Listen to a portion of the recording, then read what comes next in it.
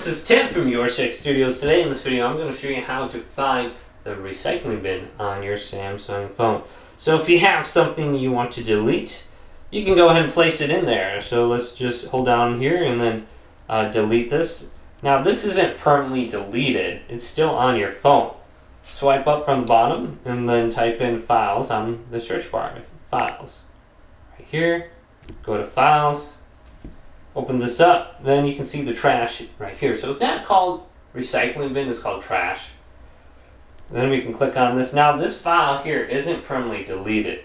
We can actually go here and then restore the file if we hold down on it, I believe. There should be an option to restore somewhere here on the bottom. But then we can delete the file right here permanently.